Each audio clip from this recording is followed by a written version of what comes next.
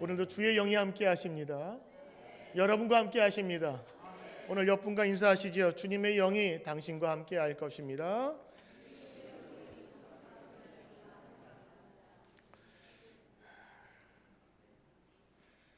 오늘 초대교회의 다락방의 모임처럼 한 사람 한 사람마다 성령께서 만나주시고 세임 얻는 귀한 시간 되길 간절히 주의 이름으로 축원합니다.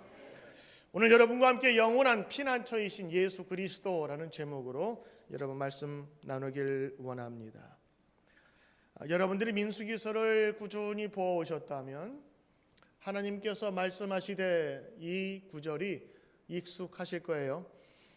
오늘 여러분들이 함께 보신 민수기 35장에 있는 말씀은 하나님께서 모세에게 말씀하신 것을 적어놓고 있습니다. 하나님께서는 늘 말씀하세요. 그리고 우리는 그 말씀을 듣고 준행해야 될 줄 믿습니다. 오늘 하나님께서 뭐라고 말씀하시느냐 여러분 들어보십시오. 새로운 가나안 땅이라고 하는 약속의 땅, 그 땅에 들어가는 거예요. 가슴 설레지요. 그러나 두려움 반, 그리고 기대 반 다 섞여 있는 거예요. 마치 여러분의 자녀들이 초등학교 같이 손잡고 들어갈 때 아이들은 기대할 거예요. 엄마하고 있다가 이제는 새로운 친구들 만나는 기대감과 그러나 두려움들. 새로운 땅에 약속의 땅에 들어갈 때도 공존했어요. 하나님께서 약속의 땅이라 말씀하셨는데 그러나 여전히 두려운 마음으로. 그래서 하나님께서 여러 가지 말씀을 하시면 새 힘을 얻고 힘을 얻어라 라고 말씀을 하셨고, 또 하나는 오늘 그 새로운 땅에 들어가기 전에 하나님께서 이런 성을 만들어라 하면서 지정하신 것이 있는데 바로 그것이 도피성이라고 하는 것입니다. 새로운 가나안 땅에 들어갔을 때 피할 수 있는 성을 마련하라라고 말씀하셨어요. 그래서 요단강 서쪽 3변, 요단강 동쪽에 3개, 합이 6개. 우리 지명으로 따지면 미국의 지도를 따지면 이런 거죠.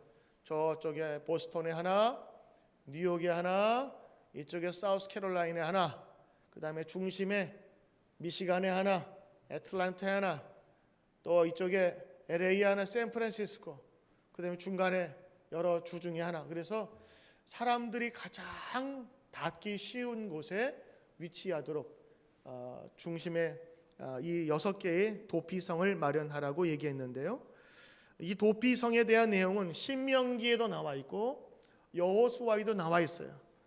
그러므로 이 말은 그냥 한 번 하나님께서 하신 말씀이 아니라 여러 성경책에서 다시 한번 언급된 것을 보면 굉장히 중요한 성이고 하나님의 명령임을 알 수가 있는 거죠. 도피성, 그 말 그대로 도망가서 피하는 성, 이게 도피성입니다. 도망가는 사람은 누구에게 쫓겨서 가는 것이겠지요? 그렇게 쫓기는 데는 반드시 이유가 있을 것입니다. 예전 이스라엘 법 제도는 아주 간단했어요. 한마디로 내가 받은 것을 그대로 갚아준다는 것이었습니다. 이걸 뭐라 그러냐면 이에는 이, 눈에는 눈, 그대로 갚아준다고 하는 것이죠. 그러니 사람을 죽였다면 사람을 죽이면 되죠. 아주 쉬운 법이었어요. 그래서 이 법에 의해서 많은 사람들이 종족이나 자기 지파를 지키는 그런 매개체로 삼았음을 보게 됩니다. 그런데 인간의 문제가 이렇게 간단하지만은 않아요. 왜냐하면 살다 보면 실수할 때도 있잖아요. 혹은 억울한 누명을 써서 도망가야 할 때가 있지 않겠어요? 근데 이럴 때는 시시비비를 어떻게 가르쳐주냐라는 거예요. 그때 하나님께서 신명기 19장에서 이런 예를 들었는데, 어떤 사람이 이웃과 함께 나무하기 위해서 산에 들어갔어요. 도끼질을 하다가 쭉 뽑았는데 도끼가 날아가서 이웃 사람의 머리를 쳐서 직사해 버렸어요. 어떻게 해요? 본 사람도 없는데, CCTV도 없이. 이거 내 상황을 이야기해도 들을 수 있는 상황이 아닌가. 왜냐하면 이미 그 사람들은 가족을 잃어버렸고, 그리고 누구나 알고 있는 것처럼 살인했다고도 볼 수 있는 현장을 사람들이 알게 된 거예요. 두 사람이 산에 들어갔으니까요. 그럴 때 보통 사람이 가지고 있었던 관습법은 그 사람의 생명을 뺏는 겁니다. 왜냐하면 그 사람이 사람을 죽였기 때문이지요. 그래서 오늘 도피성, 새로운 땅에 들어가거든 너희는 이 도피성을 만들라고 하나님께서 미리 말씀해 주셔서 이 도피성을 통해서 혹시라도 죄 없는 사람이 피 흘리지 않도록 하는 그 제도를 만들어 주셨던 것입니다. 그러므로 이 도피성의 목적은 실수로 혹은 고의가 아닌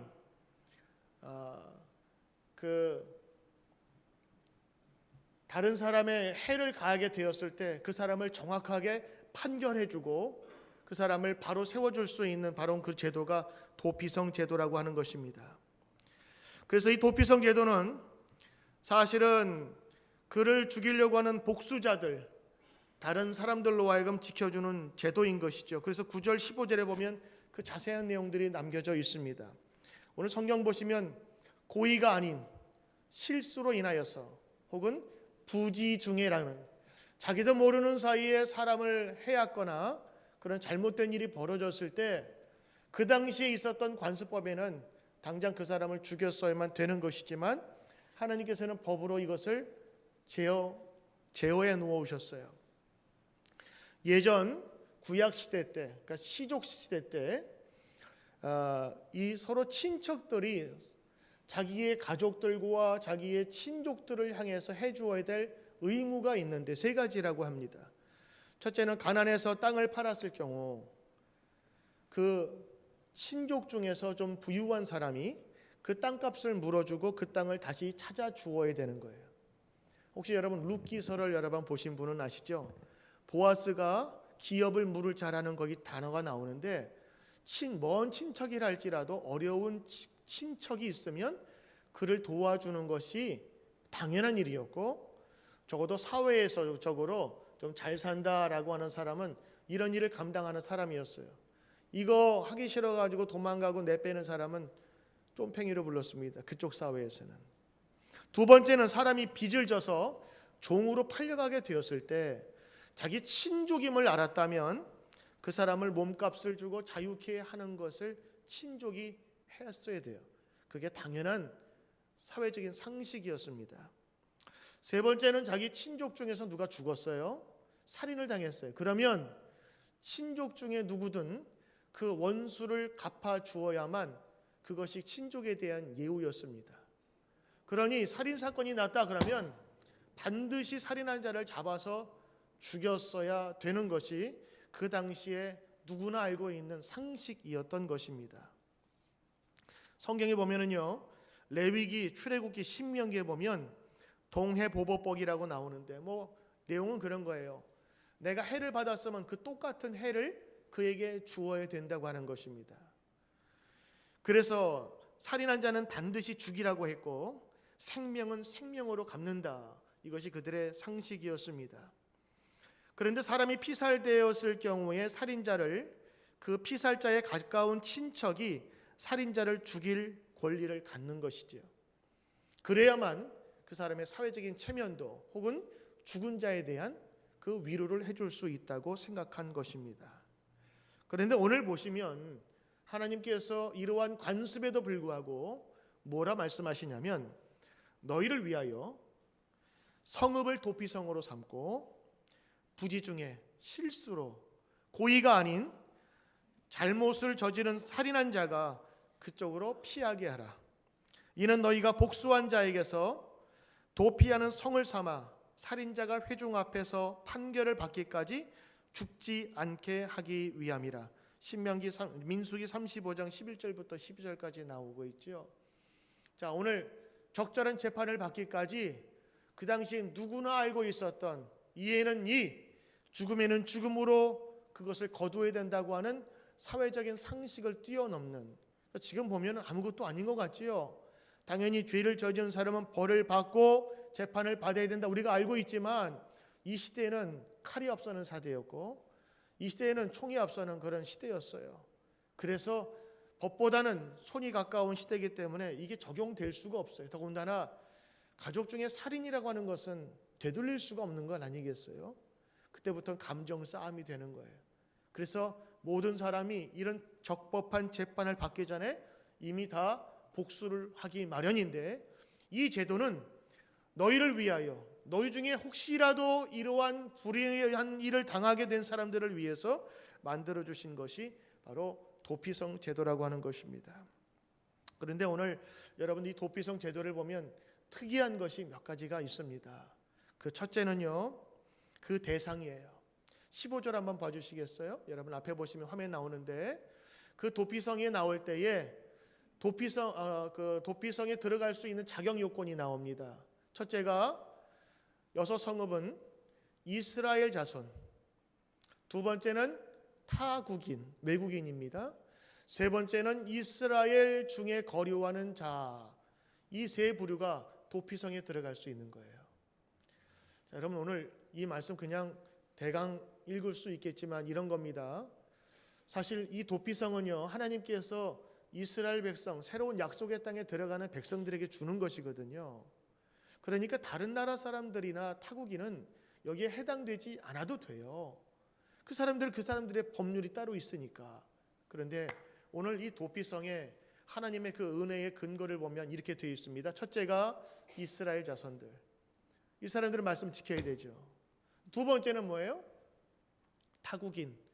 다시 말해서 외국인입니다. 외국인도 이 도피성에 들어가게만 하면 보호를 받을 수 있는 거예요. 세 번째, 이스라엘 중에 거류하는 자의 자라고 했어요. 그러니까 지금 여행을 왔든지 아니면 뭐 장사를 왔든지 아니면 친척 집에 놀러 왔든지 다른 나라 사람이라 할지라도 그곳에 머무르는 자는 도피성에 들어갈 수 있었다는 거예요. 이거 대단한 겁니다. 왜냐하면 여러분 아시잖아요. 요 근래에도 우리 트럼프 이 정권이 바뀌면서 특정한 나라들 못 들어오게 했죠. 행정소송에서 지긴 했지만 지금도 인종차별이라든가 종교적인 차별이라든가 이게 엄연하게 있어요. 자기 민족, 자기 경제를 보호하기 위한 그런 노력들은요, 어느 시대나 어느 민족이 어느 나라나 다 있을 수 있는 거예요. 그런데 여기 보시니까 어떻게 해요? 이스라엘 사람들, 당연한 거지만 또 하나, 이 도피성을 마련해 놓고 그들의 적절한 재판을 받게끔 생명을 보존케 하는데 누가? 타국인, 다시 말해서 외국 사람들. 그 사람들이 아닌 다른 나라 사람들도 거기 들어갈 수 있는 길을 열어주신 거예요. 생각해 보세요. 지금 유럽이 난민 문제로 골치 아프게 지금 막 머리 쏟고 있잖아요. 왜? 우리가 맡아서 해야 될 사람도 아닌데 난민 들어온 사람을 어쩔 수 없이 받아줘야 되는데 골칫거리란 말이에요. 차라리 제가 버리고 그 속에 들어오지 않으면 좋을 텐데 그 생각 가지면 이렇게 나올 수가 없겠죠. 여기는 타국인이에요. 외국 사람들도 도피성에 들어갈 수 있다. 이게 하나님의 명령이었고, 거기에 거류하거나 하지간 존재하는 사람들, 영주권을 갖든지 아니면 잠깐 여행자든지 거기에 속한 모든 사람은 다 포함된다.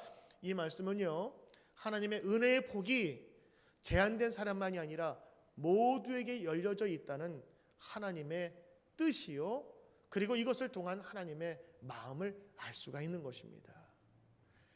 그리고 특별한 게 또 있다면, 하나님께서 신명기에 그렇게 하셨어요. 무죄한 피를 흘리지 말게 하라. 왜냐하면 그 당시에는 지파별로 여러분 흩어져 살았잖아요. 그러니까 지파별로 무슨 문제가 생길 때는요, 한 사람의 문제가 아니라 지파 간의 싸움이 될 수 있는 거예요. 만약 한 지파가 죽었어요, 한 사람이. 근데 알고 보니까 다른 지파 사람이 그 사람을 죽였다고 오해하거나 혹은 그렇게 판결날 수 있잖아요. 그럴 때는요, 사람과 사람의 문제가 아니라 집단과 집단으로 싸우게 돼 있어요. 하나님께서는 새로운 땅에 그들을 옮기시면서 그들 가운데 분열이 나타나는 것을 원치 않으셨다고요. 그래서 이 도피성을 만들어서 가능한 한 적절한 재판을 받게 하고 오해가 없도록 그곳에 머무르도록 하나님께서 도피성이라는 곳을 만들어 주셨어요. 지금 말하면 적절한 재판을 받기 전에 다른 사람의 보호를 받는 거예요. 그리고 이 사람들은 아무도 건드릴 수가 없었어요. 왜냐하면 그건 하나님의 명령이었기 때문인 것입니다. 이 도망자들은 도망갈 수밖에 없어요. 왜냐하면 도망가지 않으면 보복을 당하는 사람들로 인해서 죽임을 당할 수밖에 없기 때문에. 예전에 추노라는 그런 드라마 혹시 보셨습니까? 추노가 뭐예요? 도망간 노예들을 끝까지 잡아서 데려오거나 죽이는 사람들을 추노라고 얘기하는데 오늘 비슷한 거예요. 이거는 돈을 받고 노비를 잡아오는 정도가 아니라 자기 가문의 명예가 달린 문제라 끝까지 쫓아가서 그 사람을 처단해야 되는 거예요. 그러니 이 사람은 어디 피할 수가 없죠. 끝까지 쫓아오는데 수소문해서 거할 길이 없는 거예요. 근데 도피성에 들어가면 피할 수 있었어요. 그리고 적절한 자기의 형편을 이야기해서 무법하고 혹은 오류가 있거나 무죄하다고 생각되면 그제서야 그 재판의 결과를 수긍할 수 있었고 그때까지 생명을 연장받을 수 있었다고 하는 것입니다. 자, 제가 오늘 여러분에게 이 도피성을 장황하게 말씀드리는 이유는요, 하나님께서 명령하셨고 누구에게나 해당되는 이 도피성을 만들므로 말미암아 억울한 자가 없도록 하라. 그리고 이 새로운 땅에 들어갈 이스라엘 공동체가 이 피해 보복법으로 말미암아서 서로 원수가 되지 말라고 하는 하나님의 특별한 은혜가 있다고 하는 것을 말씀드리는 것이고, 또 하나는 이 구약에 나타난 도피성은요, 지금 우리가 신앙하고 있는 예수 그리스도와 많이 닮아 있어요. 그래서 여러분에게 오늘 이 도피성에 대한 새로운 약속의 땅에 들어갈 때에 주신 약속을 바탕으로 오늘 우리의 피난처이고 생명이신 예수 그리스도의 이야기를 함께 나누려고 하는 것입니다. 여호수아 20장에 보면 이 도피성에 대한 또 특별한 게 있는데, 그러면 재판을 만약에 받았다 칩시다. 그래서 이 사람이 고의가 아닌 실수로 말미암아서 다른 사람을 살해했거나 아니면 죽이게 되었어요. 이걸 요즘 말로 과실치사라고 하지요. 실수로 말미암아서 사람을 죽게 만든 거예요. 그 형법이 좀 인정되는 것입니다. 그런데 그 재판을 받은 이후에 그러면 이 도피성에 언제 나갈 수 있을까? 아무리 그가 무혐의를 받았다 할지라도 도피성을 벗어나면 그때부터는 피해 보복이 있을 수 있거든요. 여호수아에서는 이렇게 이야기를 합니다. 도피성에 거하는 자는 대제사장이 죽은 다음에 자유할 수 있다, 이렇게 가르치고 있어요. 대제사장이 죽으면 그때부터 자유인이 되어서 나갈 수 있는데, 그때는 이 사람을 복수하면 안 되는 거예요. 복수하면 또 다른 하나님의 법을 어기는 것이기 때문에 복수할 수 없도록 만들어 놓았어요. 그런데 왜 하필 대제사장이 죽어야만 자유할 수 있게 되었느냐? 저는 잘 모르겠어요. 저의 상식으로는 잘 이해가 안 돼요. 그런데 이스라엘 사람들이 살았던 그 시대의 사람들은 이해가 돼요. 지금 우리의 생각과 우리의 그 지식, 그리고 우리가 알고 있는 경험으로는 잘 받아들일 수가 없어요. 그런데 그 시대에는 그게 받아들여질 수가 있는 거예요. 왜냐? 그 시대의 대표적인 죄 사함의 방법은 제사였습니다. 그래서 제사를 드리는 이유는 자기의 죄를 씻기 위함이 가장 첫 번째였어요. 자기 죄를 씻을 때 어떻게 해요? 목욕을 하나요? 아니죠. 예물을 들고 가요. 소나 양이나 갖고 가서 머리에 손을 얹고 기도합니다. 하나님, 내 죄가 있어서 내가 죽어야 되지만 내가 죽을 수 없어서 내 죄를 이 양에게, 이 염소에게 전가시킵니다. 트랜스퍼 시킵니다. 그래서 기도하면 자신의 죄가 그 염소나 생명체로 들어간다고 믿었어요. 그리고 제사장 앞에서 그것을 죽여서 피를 뿌리고 직접 죽이는 거예요. 왜냐하면 죄의 마지막은 사망이니까 그 사망의 피를 제사장이 제단에 뿌리면서 태우고 그 고기까지 다 태워서 드리면 제사가 끝나는 거예요. 혹은 죄를 전가한 그 염소나 양을 광야에다 그냥 내버려 놓고 돌아오는 거예요. 그러면 들짐승이 잡아먹겠죠. 죄는 그래서 그렇게 없앤다고 그들은 알고 있었고 아주 친숙한 문화였어요.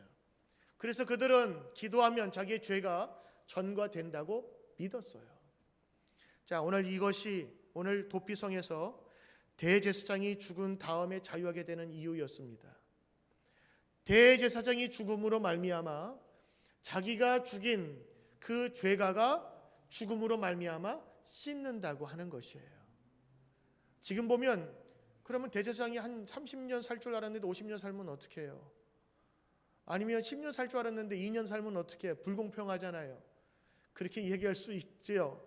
그러나 하나님께서 말씀하신 것은 생명은 생명으로 거두고 죽음은 죽음으로 다시 회복한다는 그 의미가 담겨져 있는 거예요.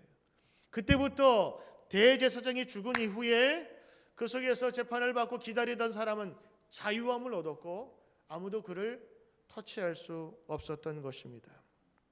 만약 그가 대제사장이 죽기 전에 성읍으로 돌아갈 수 있었다면 그는 피해 보복자에게 복수를 당해도 그거는 보수자에게 책임이 없어요. 그러나 대제사장이 죽은 다음에 그가 자유케 한 다음에는 그를 터치할 수 없었고 그를 해할 수 없었어요. 그건 하나님의 법이었어요.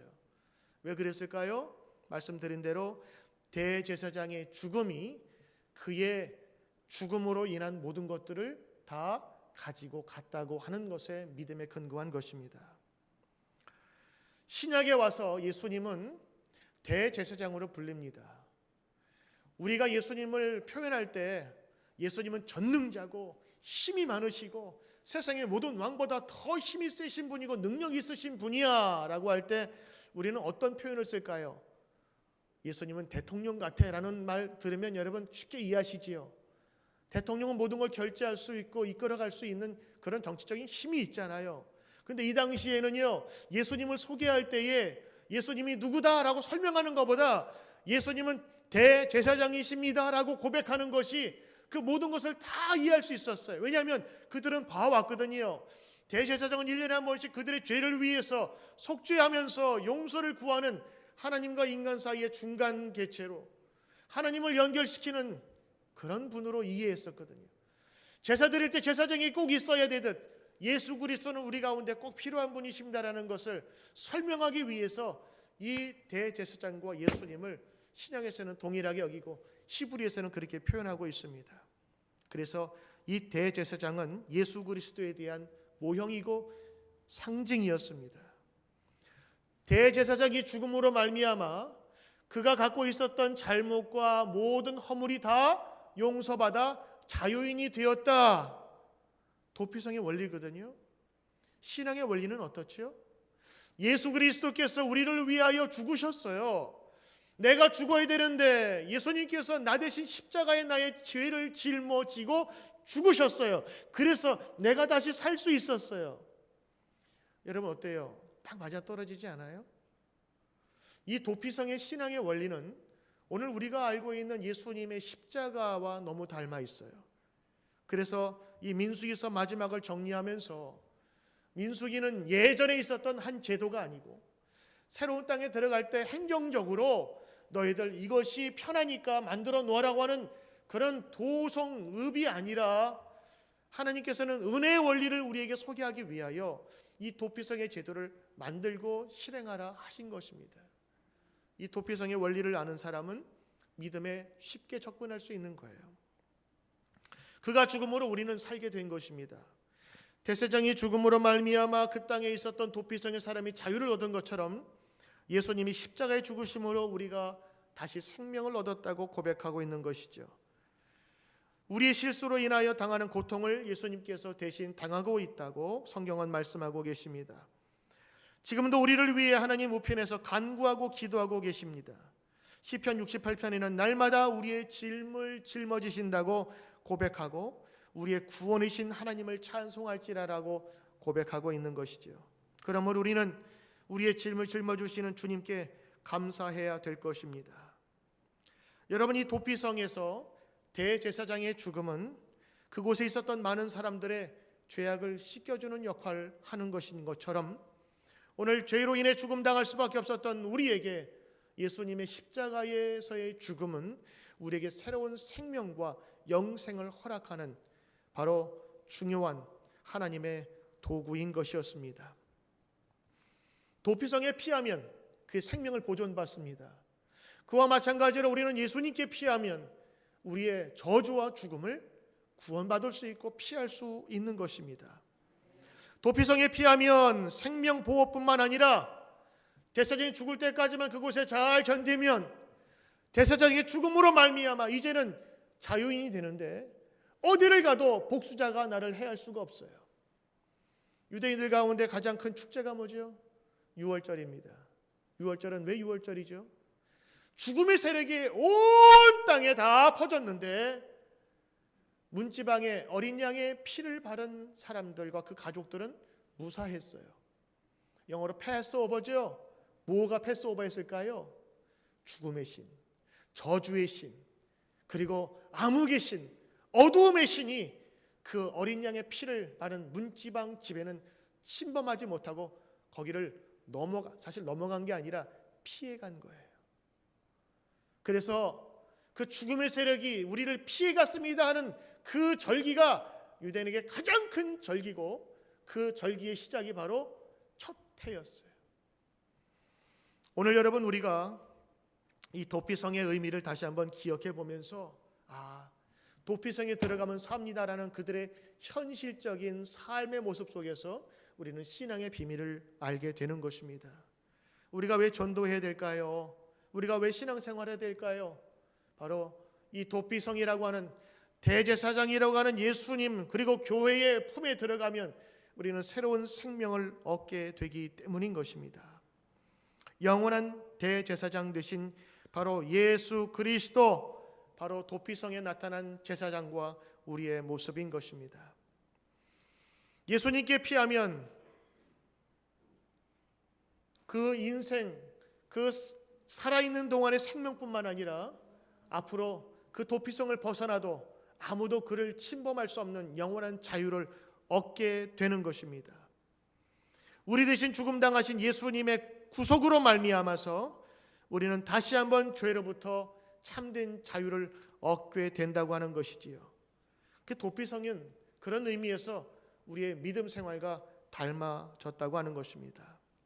내가 십자가의 죽음을 통과할 때에 그제서야 참 자유를 얻는 것처럼 오늘 도피성에서 그들이 새로운 생명을 얻을 뿐만 아니라 참 자유인이 되는 기쁨을 이 도피성에서 찾았던 것이지요. 여러분, 이 도피성을 오늘 우리의 삶과 적용해 본다면 도피성은 여러분 어디라고 생각하십니까? 저는 그것이 예수님의 품이라고 생각합니다. 우리 모두 죽음 앞에서 아무도 예외 없이 힘을 쓸 수 없는 사람이고 죽음의 세력이 우리 가운데 거하게 될 때는요 누구도 막을 수 없었어요. 그러나 예수 그리스도의 보혈을 피를 바른 그 하나님의 백성들이 죽음의 세력이 피해갈 수 없게 만든 것은 예수 그리스도의 능력이었거든요. 오늘 구약에 나타난 사건들은요 한 번이 아니라 계속해서 신약에 나타나는 예수님의 말씀과 그 사건을 우리에게 보여주는 상징이에요. 출애굽기의 어린 양의 피, 그리고 이 도피성, 그곳에 가면 안전하고 그곳에 가면 피할 수 있다고 하는 그 믿음, 그것이 오늘 예수님에 대한 우리의 믿음과 다르지 않다고 하는 것입니다. 어떤 환경, 어떤 처지 상관없어요. 빨리 갈 수 있도록 하나님께서는 여러 군데 만들어 주셨어요. 여러분, 이 도피성의 모습이 어떤 때는 눈에 보이는 교회 공동체 같지 않아요? 우리를 사랑하시고 인도하시는 예수님의 은혜가 있어요. 그 예수님의 은혜를 경험한 사람들이 모이는 곳이 바로 교회 공동체거든요. 신앙 공동체예요. 그래서 이곳은요 예수의 이름으로 모인 모든 사람들이 예수님의 사랑으로 그 사람을 맞이하는 곳이 되어야 되는 거예요. 이 여섯 성읍은요 어디에 속해 있냐면 레위 지파에게 속해 있어요. 다른 지파가 아니라 그 성읍을 얻은 레위 지파만이 이 도피성에 같이 살게 되어 있는 거예요. 그러므로 레위 지파 사람들 제사장은요 어떤 이유든지 그들에게 찾아오는 억울한 사람을 맞아 그들을 돌봐 주어야 되는 거예요. 때로는 그들의 어려움을 같이 나누도록 하나님께서 말씀해 주셨어요. 너희 도피성에 사는 제사장들아, 레위인들아, 어떤 이유든 불쌍한 사람, 억울한 사람이 찾아오거들랑 그 사람과 함께 지내라. 언제까지? 그가 참 자유를 누릴 때까지. 그러므로 그 공동체는 하나님께서 만들어 주실 뿐만 아니라 어려운 사람을 돕도록 특별한 사명을 주신 것입니다. 도피성에 들어가면 안전하지요.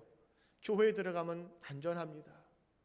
물론 불안전한 인간 때문에 서로 상처받는 일은 있을지 몰라도 그곳에 가서 참 예수님을 만나게 되면 영혼과 육신과 우리의 모든 삶이 새로운 구원을 얻고 새로운 생명체로 다시 태어나며 새로운 피조물로 다시 드러나는 것입니다.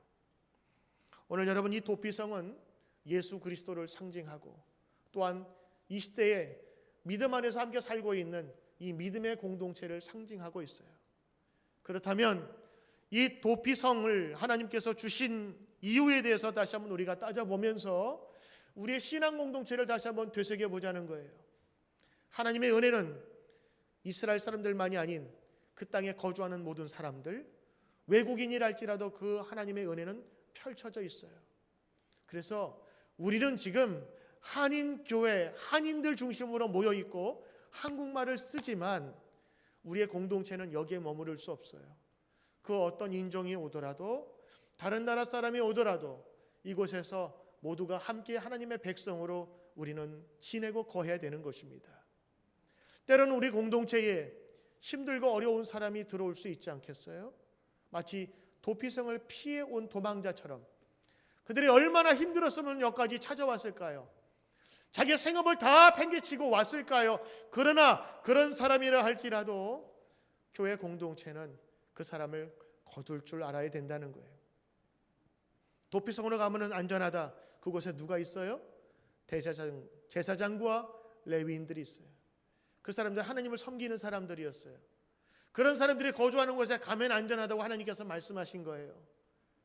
그래서 제사장들에게 주신 하나님의 특별한 그 명령이 있다면 그들을 잘 살펴 돌보라고 하는 말씀인 것이지요. 우리 교회가 그런 교회 되지 않겠어요? 저는 늘 바랍니다. 기도해요. 하나님, 우리 성도님들 한 사람 한 사람이 이곳에 오면 새로운 기쁨과 소망이 되게 하시고 예배 전과 예배 후가 다르게 하시고 이들이 함께 믿음으로 모였을 때에 혼자 버둥거리면서 살던 그 시대보다 더욱더 아름다운 신앙의 공동체가 되게 해달라고. 우리 지난 주간에 우리 어떤 성도님을 만났어요. 그 성도님 교회 찾기가 너무 힘들다고 하시더라고요. 한동안 몇 년 동안 교회에 여러 가지 어려움이 있어서 이곳저곳을 등록하지 못하고 다니시다가 이제 교회를 정하게 되었다고 말씀하시면서 지난번에 같이 이야기를 나누었어요. 정말 힘들 것 같아요. 맞아요. 내가 하나님은 믿지만 하나님을 같이 믿는 믿음의 공동체를 만난다는 것은 참 쉬운 일이 아니었어요. 그래서 그분은 기도하면서 오랫동안 정처 없이 다녔는데 다녀보니까 너무 힘든 거예요. 옛날에 함께 기도해서 기도의 응답을 받았던 그 기도의 체험들이 있는데 그걸 못 나누니까 너무 힘든 거예요. 미국 회중에 가봤어요. 아무도 날 알아주는 사람 없어서 편하긴 하지만 미국 교회 갔더니 뭐가 안 돼요? 말은 좀 될지 모르지만 정서적인 나눔이 안 되는 거예요. 무언가 이야기는 충분히 나눌 수 있는데 공감이 잘 안 되는 거예요. 그래서 거기에서 같이 있기는 하지만 무언가 끌리는 그 한국적인 신앙의 정을 찾아서 우리 교회까지 오시게 되었더라고요. 여러분, 우리 공동체는요, 이런 모든 분들 받아들일 수 있고 또 품을 수 있고 함께 나갈 수 있는 공동체가 되어야 될 줄 믿습니다. 마지막은 우리 이 도피성은 예수님을 닮았다고 그랬죠. 예수님의 죽음으로 말미암아 우리가 생명을 얻어서 우리는 그 은혜로 살고 있음을 감사하며 고백하듯이 도피성에서는 제사장이 죽음으로 말미암아 그 땅에 있었던 많은 사람들이 참 자유를 얻어서 어느 곳에 가든지 그를 해할 수 없었고 그를 터치할 수 없었다고 하는 것입니다. 오늘 예수 믿은 사람들은요, 이런 자부심이 있어야 돼요. 예수 믿을 때는 믿지 않는 사람이나 믿는 사람이나 똑같을 수 있어요. 그렇지 않아요? 뭐가 틀려요? 그러나 우리는 천국의 문 앞에서 분명히 얘기할 수 있습니다. 예수 그리스도여, 예수님 나를 불쌍히 여기소서. 그때 예수의 이름으로 어둠의 세력과 죽음의 권세는 우리를 함부로 터치할 수 없을 것입니다. 저는 믿어요. 여러분도 그 신앙이 있기 때문에 지금 예배 드리는 건 아니겠어요?